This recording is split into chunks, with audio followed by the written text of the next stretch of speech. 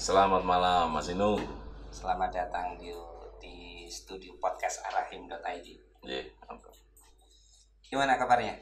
selalu baik dan selalu menjaga kesehatan karena dalam kondisi COVID ini mengancam setiap orang Mas Inung. Iya. Saya ingin menyampaikan rahayu. Rayu, rayu, rayu, matur nuwun. Jadi Pak Naen ini nama lengkapnya Naen Suryono. Iya.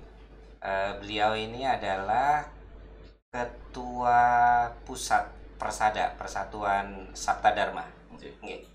Sekaligus dia adalah Ketua Presidium Pusat MLKI, Majelis Luhur Kepercayaan Indonesia. Percayaan terhadap Tuhan Yang Maha Esa Indonesia. Kepercayaan terhadap Tuhan Yang Maha Esa Indonesia. Jadi saya senang sekali hari ini kita memiliki tamu yang luar biasa. Kita akan berbincang tentang masalah kelompok penghayat di Indonesia. Iya. Pak Naen. Iya. Jadi saya kira Pak Naen ini orang yang sangat berkompeten untuk berbicara tentang ini. Iya, iya. Pak Naen, Iya. saya ingin mengawali seperti ini. Jadi selama ini kelompok penghayat ini dianggap dalam konteks keagamaan, dianggap sebagai warga negara Indonesia yang tak beragama. Iya. Yang oleh karena itu maka dianggap karena tidak beragama maka tuduhannya macam-macam. Bisa mulai ateis, kafir, antek PKI. Iya Benar. Itu bisa nggak dijelaskan atau berbagi dengan kita semuanya terkait dengan apa selama ini yang dihadapi rasa sakitnya dari kelompok atau kawan-kawan penghayat ini, Pak Nen? Iya, memang sebenarnya kelompok penghayat kepercayaan itu kan kalau saya mengatakan itu orang yang nedonrimo gitu ya. Nedonrimo itu maksudnya adalah bahwa ketika kita diarani ateis, Ya. kita diarani PKI gitu kan, terus diarani kafir dan lain sebagainya. Sebenarnya cap itu atau tuduhan-tuduhan itu yang diarahkan kepada penghayat kepercayaan kita terima dengan biasa begitu Mas Indung ya. Karena memang Maksudnya menerima itu membenarkan dengan biasa, tuduhan itu? Enggak. Menerima dengan biasa itu artinya begini, oh ya pancen wong iku karo kan gitu. Gitu ya. Orang yang menuduh itu nggak ngerti sehingga dia memberikan cap seperti itu. Sehingga kalau saya tadi katakan biasa karena memang tuduhan-tuduhan itu sudah sejak lama kita didiskriminasi. Akhirnya kita ya adanya mung pasrah, tetapi di dalam laku spiritual itu kita pasrah. Tetapi di dalam laku organisasi ya kita sebagai pengurus MLKI, sebagai pengurus Persada Pusat tadi, kita melakukan langkah-langkah langkah-langkah hukum ya toh, langkah-langkah persuasif kepada lembaga-lembaga atau instansi negara, termasuk juga kita melakukan sosialisasi kepada lembaga-lembaga pemerintah, termasuk di sini adalah kelompok-kelompok organisasi keagamaan. Ya. Jadi sebenarnya itu semuanya tidak benar. Gitu. Iya. Karena kalau dikatakan ateis, yang kita sembah itu ya Gusti Allah kan gitu. Kalau dikatakan PKI, tidak ada organisasi penghayat kepercayaan yang terlibat PKI pada saat itu. Kalau dikatakan kafir, ya saya ini juga nyembah Gusti Allah ya. Itu klaim orang lain ya, terserah gitu ya. Terserah. Kalau kita begitu, tetapi tetap kita lakukan langkah-langkah secara organisasi, langkah-langkah hukum begitu kepada kepada hal-hal yang terkait dengan hak sipil kita gitu. Oke, dalam sejarah panjangnya. Karena kan sebetulnya penghayat ini juga bisa dianggap sebagai salah satu dari agama lokal ya. Dalam sejarah panjangnya diskriminasi apa sih yang diterima oleh kawan-kawan penghayat ini? Iya, sebenarnya Misalkan seperti apa? iya, sebenarnya ini sebelum adanya undang-undang ya, Iya. nomor 23 tahun 2006. Iya. Diskriminasi yang dilakukan oleh negara dan juga ada masyarakat ya. Iya. Yang terutama itu warga-warga penghayat kepercayaan, tokoh-tokohnya itu setelah tahun 65 Iya. itu banyak dipanggil di Koramil gitu, terutama di Koramil. Iya.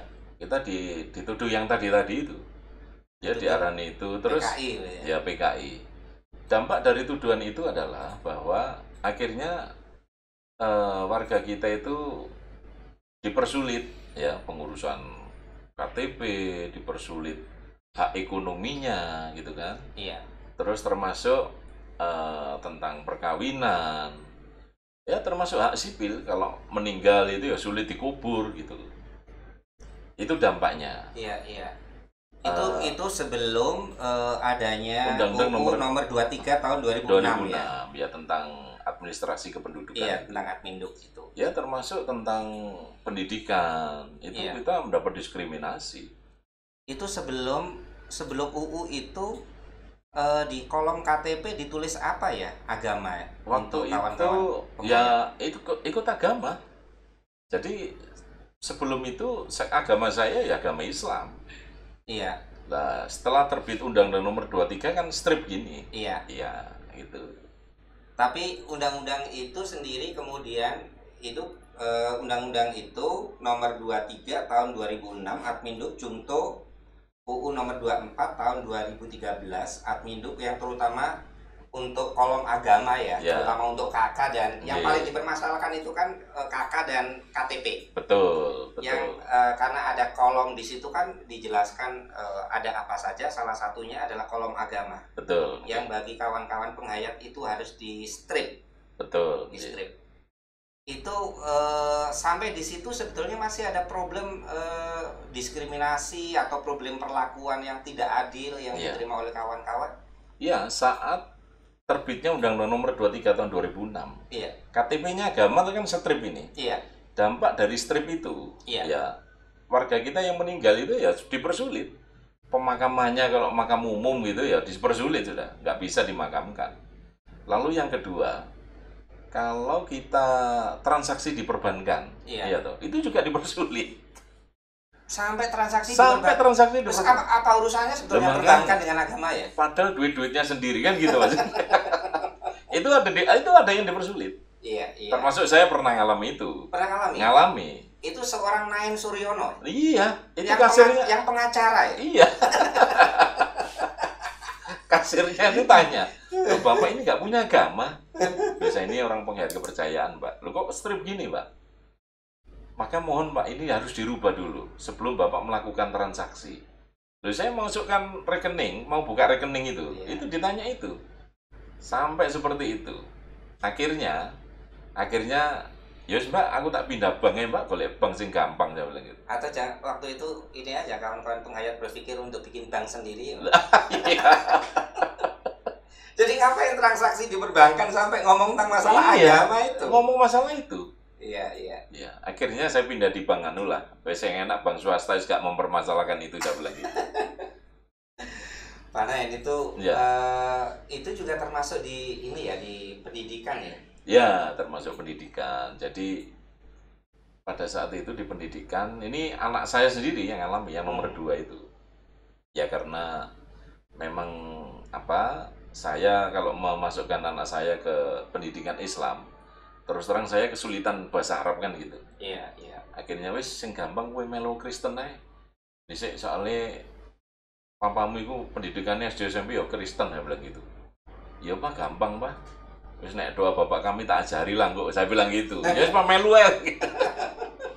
Akhirnya suatu saat si anak ini Iya. waktu kelas 3 itu. Kelas 3 SD. Kelas 3 SD. Ketika setiap pendidikan agama, dia Iya. tuh masuk toilet. Ke toilet itu nggak keluar-keluar. Iya. Jadi kan pendidikan agama itu 1,5 jam ya. Iya. 1,5 jam dia di toilet. Akhirnya kepala sekolah bingung sama gurunya. Loh, Dio ini setiap pendidikan agama kok mesti keluar. Dia tuh di toilet. Iya toh. Akhirnya saya dipanggil oleh kepala sekolah. Pak Nain, ini kenapa ya Dio? Oh iya Pak, jadi saya mohon maaf, Dio ini sebenarnya kalau di rumah itu dia ngelakoni sujud Sabto Darmo, saya bilang gitu.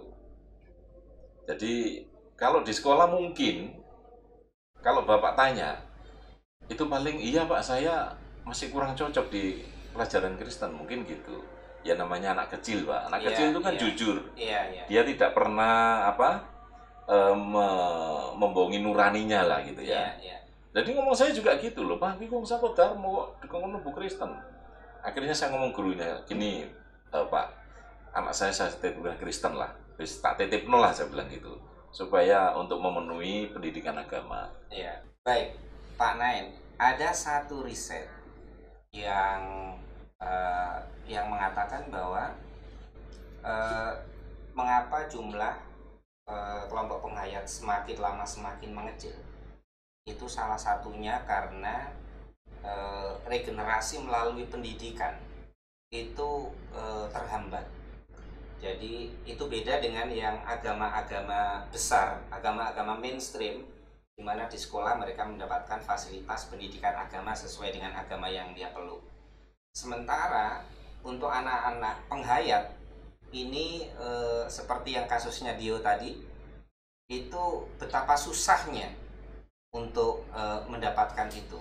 Itu benar nggak, Pak Nain? Ya, itu salah satu pemicu sehingga penghayat kepercayaan itu menurun. Iya. Terutama memang dalam hal regenerasi. Iya. Sebenarnya menurunnya penghayat itu banyak hal ya. Yang pertama karena memang kadang-kadang ada pressure dari masyarakat. Ya toh, masyarakat itu selalu mengatakan di kampung, "Oh, nek kowe mlebu penghayat, nek kowe mati, gak bakal dikubur karo wong-wong." Lah ini itu salah satu pressure-pressure yang dilakukan oleh masyarakat. Lalu yang kedua, masalah-masalah yang terkait dengan pendidikan tadi. Memang itu benar. Jadi meskipun sudah ada peraturan Menteri Pendidikan dan Kebudayaan nomor 23 tahun 2017 kalau nggak salah. Itu pun di sekolah-sekolah juga masih ada yang mempersulit gitu. Terus yang ketiga, masuk TNI Polri juga belum bisa. Sampai sekarang? Sampai hari ini. Meskipun undang-undangnya sudah ada. Nah ini akhirnya kadang-kadang teman-teman itu ya wis lah, aku tak ngalah ya aku. KTP ku tetap agomo, tetapi kalau di rumah saya lakunya laku spiritual penghayat. Itu ada yang banyak yang seperti itu. Karena juga disinyalir ada makanya saya pengen klarifikasi ke penjenengan. Ada anak-anak muda yang itu terlahir dari keluarga penghayat dan kemudian dia merasa nggak percaya diri, merasa malu untuk menjadi bagian dari penghayat karena dianggap bahwa aliran kepercayaan itu sisa-sisa masa lalu. Benar ya? Benar. Ada kan? Banyak. Itu yang akhirnya generasi kita ya, kalau orang tuanya itu nggak kekeh di dalam memberikan pendidikan tentang ajaran penghayat, pasti dia ngalah, udah wes melu akomo gitu. Jadi itu banyak sekali kasus-kasus seperti itu. Akhirnya anak-anak muda kita banyak yang lari menjadi kelompok ikut ke agama itu tadi. Itu kenapa mereka sampai merasa malu kayak gitu? Ya karena dikucilkan kadang. Ya pressure dari masyarakat, terus kesulitan-kesulitan yang dihadapi dalam hal pekerjaan. Kalau saya lulus nanti, nek aku lulus, aku pingin kerja apa toh? Nah, itu misalnya. Nah ini penghayat kepercayaan masih, kalau ngaku penghayat kepercayaan pasti dipersulit. Ini terjadi di Marapu. Dia orang penghayat kepercayaan, perusahaannya itu juga diperlakukan yang tidak adil gitu loh. Sehingga dampak dari itu pasti mereka memilih agama. Meskipun ya ini nun sewu kadang-kadang kalau di sinetron itu agama KTP gitu loh, epo gitu. Gitu. Tapi kan jelas ada dari bagian generasi muda, anak-anak muda penghayat yang merasa malu untuk menjadi bagian dari penghayat. Karena saya sempat membaca riset itu. Betul. Dan kemudian dia merasa bahwa bahwa penghayat itu adalah menjadi bagian dari masa lalu yang kuno. Ya, Ya ada kan? anggapan yang Ada demikian. anggapan yang demikian ya. Itu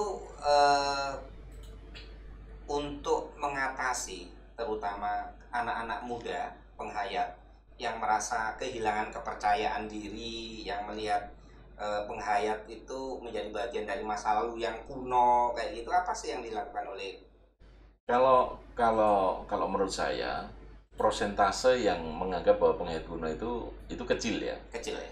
Ya dibandingkan dengan tadi ya Karena pressure itu ya. itu kecil. Karena sebenarnya dengan adanya MLK ini yang dinamakan kuno, di mana termasuk dikatakan masa lalu, Ya. itu sebenarnya kita sudah melakukan apa ya, hal-hal atau langkah-langkah sosialisasi kepada masing-masing paguyuban. Ya. Tetapi memang itu berlaku ya, karena penghayat-penghayat ini kan banyak ya. Ya. Itu berlaku bagi penghayat-penghayat yang tanda petik masih melestarikan ajaran-ajaran apa ya masa lalu itu sendiri. Iya. Ya misalkan kayak gini Pak Nen. Oke. Jadi misalkan untuk menjadi penghayat itu dia pakai belangkon. Iya. Sementara anak-anak muda kan kalau misalkan pakai penutup Iya. kepala kan lebih merasa lebih charming kalau pakai topi Nah, benar. kayak gitu. Iya, Memang ada ini, ada semacam dorongan untuk memakai pakaian-pakaian orang di masa lalu gitu. Enggak juga Enggak sebenarnya. juga, Enggak ya? juga. Kebetulan saya ini kan hujan gitu kan.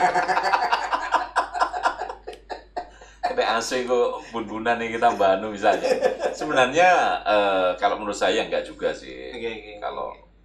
Kalau menjadi penghayat terus harus memakai pakaian-pakaian itu Beskap, atau ya, itu belangkon, enggak itu juga enggak sih. juga ya. Buktinya kalau di internal kita di Sabto Darmo malah enggak, ini kadang-kadang hal semacam ini malah enggak dipakai gitu loh. Iya, enggak penting ya. Enggak penting gitu, sehingga ya wes kita akhirnya anak-anak muda ini apa ya mengikuti tren sekarang lah gitu. Iya, iya. Ya kalau manggil temannya ya bro gitu. Sekarang yang biasa bro juga ikut, Pak. Lur, Iya, lur lah itu. Bener-bener. Pak Nain, itu pada akhirnya kan yang di KTP dan di KK yang hanya di kolomnya dihilangkan, nggak ditulis gitu. Itu kan pada akhirnya kan memunculkan banyak masalah kayak gitu. Betul. Dan kemudian ada beberapa kawan-kawan dari penghayat yang melakukan judicial review ke MK. Betul. Dan MK dengan putusannya nomor 97 PUU 14 Romawi tahun 2016 itu mengabulkan seluruh gugatan Betul. itu. Seluruh gugatan itu. Itu ketika MK itu kemudian mengabulkan seluruh gugatan itu dampaknya apa terhadap komunitas penghayat ini, Pak? Ya, dampak dari putusan MK itu ya, kalau saya amati sekarang kehidupan masyarakat penghayat kepercayaan, terutama terkait tentang hak sipil, tentang pekerjaan, itu ada dampaknya lah ya. Ada dampaknya. Bahkan dampak yang utama itu tadi percaya diri. Karena penghayat kepercayaan sudah diakui oleh negara gitu. Sehingga cap-cap yang tadi negatif itu sudah mulai berkurang. Tidak hilang tapi berkurang gitu kan. Termasuk dampak yang terakhir itu sejak adanya putusan MK 97 PUU 14 tahun 2016 itu diantaranya adalah Peraturan Menteri Pendidikan dan Kebudayaan tahun 2017 yang memperbolehkan anak didik SD, SMP, SMA, bahkan anak-anak kuliah sekarang boleh untuk mendapatkan pendidikan sesuai dengan penghayat kepercayaan. Di Surabaya sendiri tahun ini ada 12 anak didik ya SD, SMP, SMA yang mengikuti pendidikan penghayat kepercayaan. Lalu ada satu anak, kebetulan saya sendiri pengajarnya di Fakultas Ilmu Budaya UNER, gitu, ikut mengaku penghayat kepercayaan. Terus di Malang ada 2 orang mahasiswa Unbro itu yang mengikuti pendidikan penghayat kepercayaan. Jadi memang dampak dari putusan ini sekarang menambah kepedean lah begitu Mas Ino. Dan ini ya, hak-hak sipil itu, Iya, hak-hak kebebasan berkeyakinan iya, itu mulai terpenuhi, mulai mulai terpenuhi. terpenuhi. Pak Naim, Iya, ini ada beberapa kawan-kawan yang melihat bahwa keputusan MK ini, keputusan MK ini itu ada satu hal terkait dengan eh, banyaknya kawan-kawan penghayat yang selama ini sebetulnya mereka ikut penghayat, tapi pada saat yang sama sebetulnya mereka juga menjadi pemeluk dari salah satu agama mainstream di Indonesia, gitu. benar. Saya sendiri itu pernah bertemu dengan salah satu tokoh Sumarah di Jawa Timur. Iya, Dia udah tua, udah sepuh, salah satu sesepuhnya, dan dia betul-betul mengikuti. Saya memang beragama Islam, tapi pada saat yang sama saya juga melakukan laku spiritual Sumarah. Nah, kelompok-kelompok ini itu sekarang itu merasa tersingkirkan di antara kawan-kawan penghayat begitu ada keputusan MK itu. Itu gimana sebetulnya? ya sebenarnya memang secara organisasi kita mempunyai kewajiban untuk mensosialisasikan keputusan MK ini kepada seluruh warga penghayat kepercayaan. Karena ini kewajiban organisasi.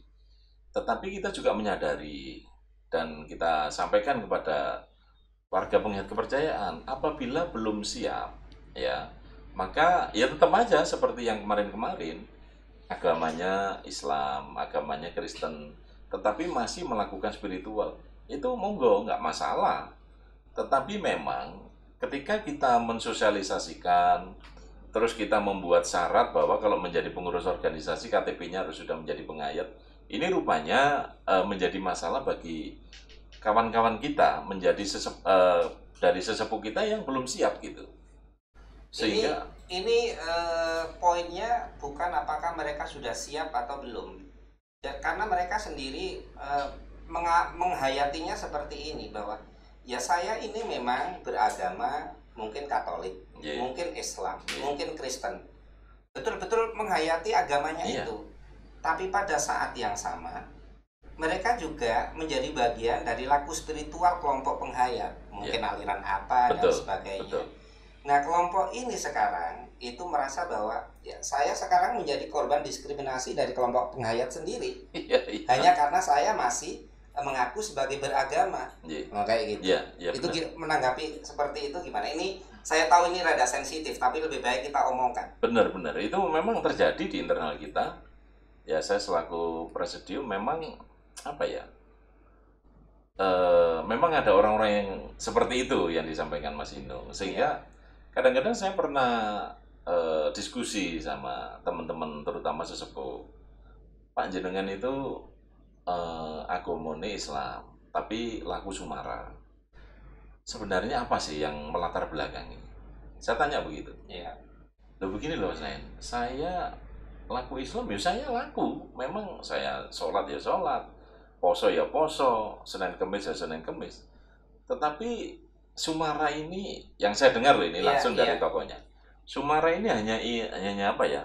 Mempertebal apa ya? Iman atau mendorong Iya. ke spiritual di dalam menjalankan laku sujud kepada Tuhan Yang Maha Esa. Itu intinya itu. Iya. Sehingga kalau sudah ada paham-paham yang demikian, ya saya ya harus harus legowo, Iya, harus iya. memang pemahaman seperti itu. Tetapi sekali lagi sebenarnya kita juga mengakomodir tokoh-tokoh seperti ini.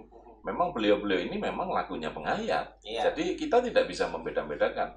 Ini KTP-nya penghayat, ini KTP-nya masih Iya. agama. Ya semuanya kita ayomi. Sebenarnya kalau merasa didiskriminasi itu pun juga tidak benar. Karena kita itu mengakomodir semuanya. Di Kediri warga penghayat banyak. KTP-nya agama dan masih laku di gereja misalnya Kristen masih banyak. Saya pernah ketemu, saya bahkan ketemu di forum mereka. Di situ ya ada yang beragama Islam, Kristen, ada yang Katolik, ada yang ya benar-benar ya saya memang Kristen. Iya, benar. Kristen, tapi pada sama saya ya ini ya laku penghayat juga, ya, gitu. Benar. Nah, Ini penting karena menurut saya bagaimana kawan-kawan penghayat memperjuangkan hak-haknya agar tidak menjadi korban diskriminasi, tapi ketika hak-hak itu sudah terpenuhi agar kawan-kawan penghayat juga tidak terjerembab untuk melakukan diskriminasi terhadap kelompok minoritas yang ada di dalamnya. Ya, setuju saya. Jadi begini, seperti eh, kawan-kawan kita yang ada di Bali misalnya, Iya, yang menjadi pendeta, menjadi apa ya, bedinde ya begitu. iya, Itu banyak dan mereka menjadi tokoh Sato Darmo. iya, iya. Ketika kita di rapat besar, kita setiap ngomong masalah KTP, mereka selalu tidak komentar. Mereka selalu diam karena mereka belum siap dengan perubahan itu. Sehingga kita juga memahami dong, kita nggak boleh sampai kudu merubah KTP, nggak bisa. Karena itu saya pikir itu hak privatnya masing-masing lah, privasinya masing-masing tokoh-tokoh di penghayat. Dan kita tidak pernah memaksa. Kalau misalnya kalau di Bali semuanya Hindu, padahal di sana ada 60 sanggar. Iya, Sanggarnya itu besar-besar. Dan banyak tokoh-tokoh yang itu, yang Sato Darmo. iya, iya, iya. Gitu. Mereka enjoy-enjoy saja. Sebenarnya kalau ada tokoh-tokoh atau teman-teman kita yang merasa didiskriminasi, saya pikir itu kurang tepat lah ya. Iya. Karena kita juga mengakomodir dan kita selalu mengundang mereka dan beliau-beliau kita libatkan. Kalau mereka menjadi pengurus misalnya, Iya, iya. kalau tadi Sumara pasti kita libatkan. Dan saya sudah mempunyai apa ya, memberikan pesan kepada seluruh pengurus MLKI, Puan Hayati, termasuk Gema Bakti, Iya. generasi muda pengen, kita jangan mempermasalahkan KTP dulu. Karena sekali lagi itu adalah hak privat setiap orang. Iya. Ya toh, jangan sampai hak privat ini kita malah melanggar gitu kan. Karena sejauh yang saya tahu memang sejak awal kalau kita misalkan buka-buka sejarah ini ya, aliran kepercayaan. Iya. Aliran kepercayaan itu hadir sama sekali awalnya tidak dihadap-hadapkan dengan agama. Betul. Jadi sangat mungkin ada orang yang memang memeluk salah satu agama dan pada yang sama dia memperkaya rohaniahnya gitu loh. Betul. Dengan ikut salah satu aliran kepercayaan. Tapi ada juga yang memang saya udah cukup dengan aliran kepercayaan sehingga saya tidak harus menjadi salah satu pemeluk dari salah satu agama. Nah, menurut saya dua arus ini sekarang ini terwadahi dengan baik di MLKI. Memang dulu pada saat direkturnya itu Pak Sulistyo Tirtokusumo, direktur penghayat kepercayaan, Dirjen Kebudayaan itu, beliau mendefinisikan penghayat itu ada dua, penghayat murni dan penghayat tidak murni. Penghayat murni itu ya seperti saya ini, dan memang betul-betul KTP-nya ya penghayat, laku spiritualnya ya Sato Darmo begitu. Tetapi ada lagi penghayat tidak murni, maksudnya ya masih laku agama masih, tetapi beliau masih mengikuti dan mereka aktif di penghayat kepercayaan, bahkan menjadi pengurus. Lah ini kita sebenarnya tidak masalah. Pak Sulis juga menyampaikan waktu itu beliau menjadi direktur, semuanya diakomodir. Saya sangat setuju, Popo, saya begitu. Karena memang apa ya, jangan sampai kita mendiskriminasi tokoh-tokoh atau orang-orang yang memang betul-betul laku penghayat tetapi masih ngikut agama, nggak masalah sebenarnya. Sebab itu hak privasi, hak privat. Karena salah satu penyakit di antara kita ini kan kita teriak untuk hak kita. Tapi kemudian kita tidak fair terhadap hak kelompok lain. Betul. Untuk hal yang sama-sama urusan keyakinan, yaitu privat sekali ya. Betul. Betul. Pak Nain, jadi menurut saya salah satu gerakan sosial yang berhasil di Indonesia, salah satunya itu adalah gerakan kawan-kawan penghayat, sampai kemudian berhasil menggugat UU Adminuk dan kemudian bisa mendapatkan hak-haknya. Nah, setelah keputusan MK itu yang mengabulkan seluruh gugatan, seluruh gugatan, itu keren banget nih. Seluruh gugatan dikabulkan. Betul. Itu masih ada nggak ya persoalan-persoalan yang dihadapi oleh kawan-kawan penghayat saat ini? Iya, jadi meskipun negara sudah mengakomodir Iya. pengait kepercayaan dengan adanya putusan MK, tidak serta-merta diskriminasi masalah-masalah yang muncul di pengait itu terselesaikan gitu ya. Itu masih ada kawan-kawan kita yang masih TNI Polri, masuk TNI Tadi Polri. itu ya, Ya, masuk marah. TNI Polri itu sampai sekarang kalau penghayat Belum bisa. belum bisa. Kalau ngaku pengait kepercayaan nggak bisa sudah. Itu Itu clear terjadi. ya? Itu iya clear. Itu di Mampurundu. Apa itu? Mampurundu itu ajaran pengait kepercayaan di Mamasa di Sulawesi Barat. Iya. Kemarin itu ada remaja itu kalau nggak salah 15 orang. Iya. Termasuk kawan-kawan kita yang ada di Kaharingan, Kalimantan. Itu mereka pemuda-pemuda penghayat juga banyak juga yang masih belum bisa kalau mengaku dirinya pengait kepercayaan. Peristiwa yang sama terjadi nggak di tempat-tempat lain? Termasuk di Jawa atau di Jawa Timur? Di Jawa masih belum bisa juga. TNI Polri itu ya, Iya. itu masih belum bisa. Pernah nggak kawan-kawan MLKI atau yang lain kemudian melakukan audiensi secara formal atau mempertanyakan kebijakan itu? Surat kita ini di MLKI sudah banyak itu dokumen mau audiensi itu. Tapi belum ada jawaban Ke sama sekali. ombudsman misalkan, ke ombudsman. Ke ombudsman kita tidak pernah ya. Karena sifatnya itu kalau kita itu pinginnya itu menjalin kerjasama yang baik. Saya khawatir nanti kalau ke ombudsman terus Iya. dampaknya pada pejabatnya, gitu kan rasanya nggak enak. Oh gitu ya. Rasanya kok iya Rek, gara-gara itu terus kita membuat orang lain itu jatuh jabatannya gitu kan rasanya nggak enak. Jadi maunya ingin tetap Ya, lobby diam-diam saja. Iya, pinginnya diam-diam. Yo ndongakno muga-muga panglimane terbuka hatinya. Ya. Kapolrinya terbuka hatinya. Disembayang ya, Mas. Oh iya, wes. Jam 1 malam gitu kita teteki atau kita ndonga. Ya muga-muga begitu. Jadi kadang-kadang memang penghayat sendiri itu ya apa ya? Kita itu ngedon trimonya tadi itu loh Mas Inung yang Iya, kadang-kadang saya sebagai pengacara sendiri ya nggak Iya. betah kadang-kadang. Iya mau gini ojo gitu. Kalau yang di masyarakat gimana? Pasca putusan MK itu Kalau di Jawa Timur relatif bisa menerima. untuk yang pemakaman dan Jawa Tengah sebagainya, sudah bisa menerima. saya. Yang di Jawa Barat ini saya nggak tahu kenapa ini budaya Jawa Barat masih belum bisa menerima. Nah itu tadi yang keras di sana. Wes nek wong penghayat ojo dikubur gitu. Perintahnya begitu. Nggak, sekarang ini kawan-kawan penghayat kalau misalkan untuk pemakaman kayak gitu udah bisa dimakamkan di pemakaman umum. Kalau di desa. Jawa Timur sudah nggak ada masalah. Nggak ada masalah. Nah, Jawa Tengah ada masalah. Jawa Iya. Barat yang saya kapan hari itu pernah ke Brebes itu masuk Jawa Tengah atau Jawa Barat? Tengah, Ya? Jawa Tengah. Jawa Tengah ya. Iya. Itu pokoknya yang berbatasan dengan Jawa Barat itu masih ada kesulitan. Bahkan tahun. Tapi Brebes mana dulu nih? Brebes kan juga ada yang berbatasan dengan Jawa Barat. Lah itu yang berbatasan yang Brebes yang itu ya. Pokoknya yang berbatas-batas itulah. Iya. Itu nggak bisa dimakamkan. Padahal sebelum-sebelumnya itu, kalau dia orang penghayat itu bisa. Tapi begitu kedatangan salah satu tokoh gitu ya, itu memprovokasi rakyat masyarakatnya, mempersulit. Bahkan sampai warga kita sudah masuk di kuburan itu loh, disuruh nutup itu galiannya. Akhirnya saya suruh makamkan di aja, di halaman rumah aja.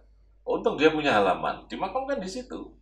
Akhirnya kita datang ke sana, gitu, nyekar di sana. Tapi kalau di Jawa Timur ini ya relatif aman ya. Iya. Jawa Timur aman. Selain itu, jadi sekarang bisa dikatakan dengan keluarnya putusan MK itu ini ya persoalan-persoalan relatif terurai ya ada relatif ya, ada bisa diurai. Iya. Mana ini yang terakhir. Kalau misalkan kita berbicara tentang hak-hak warga negara, hak kebebasan berkeyakinan, beragama, apa sih yang bisa kita sampaikan ke depan? Apa yang harus kita lakukan untuk memastikan bahwa hak-hak yang sudah kita perjuangkan ini itu betul-betul terpenuhi dan terjaga? Ya, hak yang harus disampaikan adalah kuncinya sekali lagi pada presiden dan wakil presiden. Oke. Kalau presiden Ini dan semoga presiden dan wakil presiden nonton podcastnya nah Arahyu. ini, kalau presidennya itu setiap pertemuan, ya toh, itu mengucapkan salam rahayu. Wakil presidennya dan seluruh kabinetnya itu mengatakan setiap pertemuan itu ngomong rahayu, maka masyarakat juga akan menilai bahwa oh iya, pemerintah sudah mengakomodir kok penghayat. Sebenarnya dengan salam itu saja, itu dampaknya luar biasa, Mas Ino. Iya, iya. Iya toh, dengan rahayu gitu aja, oh ngerti sudah, oh penghayat. Tapi Ya. sekarang itu udah banyak loh pejabat-pejabat yang kalau membuka ini salamnya Ya. itu lengkap sekali. Ya, ada. Salah satunya Rahayu. Rahayu. Gitu. Bu Risma pada saat Bu Risma mantan iya, wali kota mantan wali Surabaya. kota menjadi menteri sosial, itu begitu sambutan pertama kali ada ucapan rahayu. Gitu ya. Setelah yang kedua sudah nggak ada gitu. Saya juga heran kenapa Bu Risma ini. Sopo sih negur, saya bilang gitu. Ya muka-muka aja nih lali kan gitu. Paling lupa lah. Paling lupa gitu loh. Lah sehingga teman-teman itu kalau teman-teman penghayat kepercayaan itu kalau ini disampaikan oleh presiden, wakil presiden ketika memberikan sambutan itu sudah dampaknya belum pernah ya? Belum pernah. Masih salam kebajikan itu yang terakhir saya ingat. Rawinya belum. Rawinya belum ya. Tapi salam kebajikan itu salamnya penghayat nggak sih? Kalau itu saya lihat penggantinya salam Konghucu kalau nggak salah ya. Oh gitu ya. Iya. Jadi Kalau biasanya kan itu, kawan-kawan penghayat rahayu gitu. Rahayu itu sudah mantap lah begitu. Harus kita ingatkan presiden Ya, kita dan harus wakil presiden agar begitu. kalau membuka sambutan dan sebagainya salam yang ini yang panjang itu yang mewakili berbagai agama itu salah satunya adalah rahayu. Ya. Karena ada warga negaranya yang adalah pemeluk aliran kepercayaan. Ya. Penghayat kepercayaan. Penghayat kepercayaan pada Tuhan Yang Maha Esa. Ya, setuju Mas Ino. Jadi itu salam ini Pak Presiden. Jadi salam ini jangan dianggap remeh. Karena salam itu adalah semacam pengakuan terhadap eksistensi salah satu kelompok warga negara Indonesia. Betul. Oke. Terima kasih Pak Naen. Matur nuwun Mas Ino. Atas kehadirannya berbagi dengan kami. Semoga ini menjadi salah satu cara kita untuk memberi pendidikan yang baik kepada publik bahwa kawan-kawan penghayat itu bukan orang yang tidak beragama, itu bukan orang kafir, itu bukan antek PKI, tapi mereka adalah kelompok yang mengimani terhadap keberadaan Tuhan Yang Maha Esa. Setuju. Dan mereka adalah menjadi bagian dari warga negara ini dengan seluruh hak-hak konstitusionalnya yang harus dihormati dan dipenuhi oleh siapa saja yang ada di negara ini. Matur nuwun. Terima kasih. Terima kasih Mas Ino. Naen, selamat malam. Selamat malam. Rahayu. Rahayu. Salam sehat untuk semuanya. Amin.